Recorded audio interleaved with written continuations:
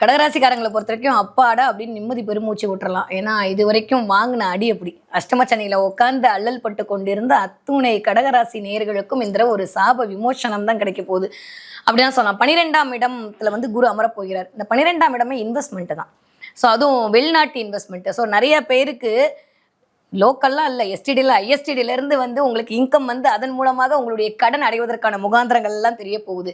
4ஆம் இடம் இயங்க போகுது. நிறைய பேர் வீடு, மனை, வண்டி, வாகனம், உடைமைகள் இது வரைக்கும் சொத்து கொண்டு போய் வைக்கிற அளவுக்குலாம் போயிருக்கும் அஷ்டமச்சனியில். நிறைய பேர் சொந்த தொழிலை பூட்டிட்டு வேற இடத்துக்கு போகலாம்லாம் பார்த்துருப்பாங்க. யாரெல்லாம் போட்டிங்களோ ஓப்பன் த கேட்ன்ற மாதிரி புதுசாக 2 கேட் போடுற அளவுக்கு தொழில் விருத்தி அப்படின்றது கண்டிப்பாக கடகராசிக்காரர்களுக்கு இருக்கு. நிறைய பேர் வீடு வாங்குவதற்கான யோகம் இருக்கு. 7க்கு 2 தான் 8. அந்த இடத்துல ராகு பார்வை. கண்டிப்பாக நிறைய கடகராசிக்காரர்கள் உங்களுடைய துணை அல்லது துணைவியார் பேர்ல ஒரு சொத்து வாங்குவீங்க. அதன் மூலமாக ஒரு ஆதாயம் கிடைக்க போகுது. 2ஆம் இடத்துல கேது உட்கார்றாரு. தயவு செஞ்சு வெள்ளை கர்ச்சிப்லாம் வேணாம், பெட்ஷீட் ஆர்டர் கொடுத்துருங்க. அந்த அளவுக்கு போட்டு படுத்தால் தான் வீட்டில் நிம்மதி அப்படின்றது இருக்க போது. பேச்சில் மிக மிக மிக கவனம் தேவை கடகராசிக்காரர்களுக்கு. அதே மாதிரி ஹெல்த்தில் ரொம்ப ரொம்ப ரொம்ப அக்கறை தேவை. கால் காஃப் மசில் கிட்ட சின்ன சின்ன உபாதைகள் போவதற்கான நேரங்கள்லாம் இருக்குது. அதில் கொஞ்சம் ஆரோக்கியத்தில் கவனம் பார்த்து கொள்ளணும். தேவையில்லாமல் வட்டி அதிகமாக தராங்கன்னு சொல்லி அதில் மாட்டிக்கிறதுக்கான அமைப்பெல்லாம் இருக்குது. அதை கொஞ்சம் பார்த்துக்கணும். இன்னும் ஆகஸ்ட் செப்டம்பருக்கு அப்புறம் என்ன ஆகும்னா, அக்டோபரில் திரும்ப குரு அதிச்சாரமாக கடகத்துக்கே வருவார். அப்போ வரும்போது இது வரைக்கும் சாமியாவது பூதமாவதுன்னு சொல்லிட்டு இருந்தால் அத்துணை கடகராசிக்காரர்கள் எழுதி வச்சுக்காக கோயிலாக சுத்த போறீங்க.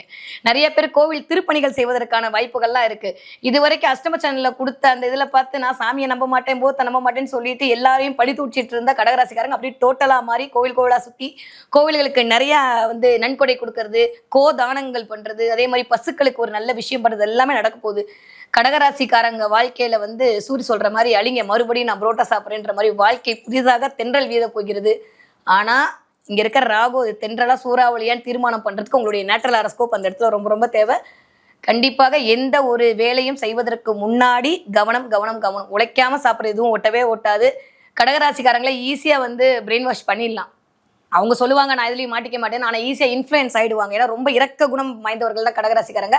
அதனால கொஞ்சம் ஆன்லைன் ஸ்கேம்லாம் மாட்டாமல் பார்த்துக்கங்க. கிரகங்கள் உங்களை இந்த தடவை அந்த நிலவைக்கு இழுத்து செல்லும். அதனால கையெழுத்து இடுவதற்கு முன்னால் பார்த்து விட்டு கையெழுத்திடுங்கள். ஒரு முயற்சி பண்றீங்க அப்படின்னா அதுக்கு முன்னாடி நாகாபரணம் சூடிய சிவனை போய் ஒரு வழிபாடு பண்ணிட்டு வாங்க. கண்டிப்பாக இந்த வருஷத்துல ஒரு தடவையாவது திருவண்ணாமலை கிரிவலம் போயிட்டு வாங்க. உங்களுடைய வருமானம் அப்படின்ற இடத்துல சூப்பரான அபிவிருத்தமான வருமானம் வரும்.